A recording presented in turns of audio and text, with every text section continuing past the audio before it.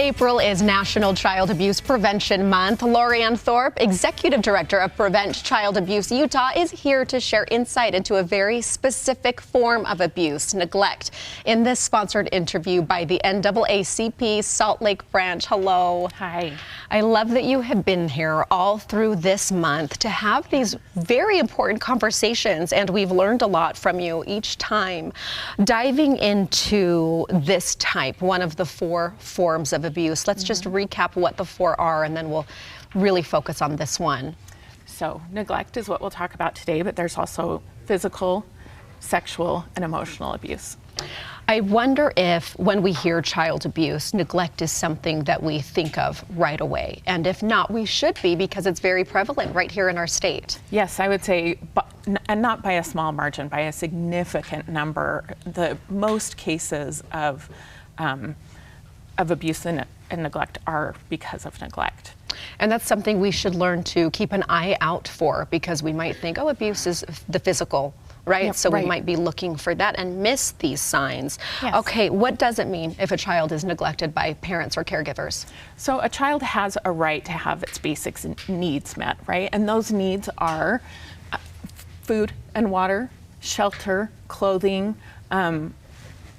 love and acceptance. You know, sometimes you think, oh, wait, what? Oh, yeah, no, they absolutely need love and acceptance to be able to be cared for. Love and acceptance, and then the access to medical care and education, and then hygiene, right? They need to be able to have the ability to shower and be clean. Yeah, that's quite the list. Again, food and water, love and attention, shelter, clothing, hygiene, medical care, and education. What have you seen with your organization? What are some stories and some of how you've recognized that?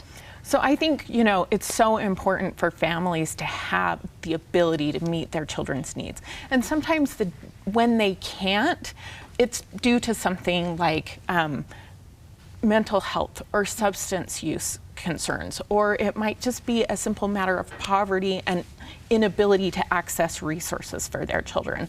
So all of these things are, I think, societal concerns that we can raise families up. We can strengthen families. In fact, you just had a segment on home visiting. That's one of the ways that Prevent Child Abuse Utah impacts neglect, is through home visiting. How are some of these signs spotted if maybe a child has a friend that might be suffering from neglect, or a teacher suspects something of a student?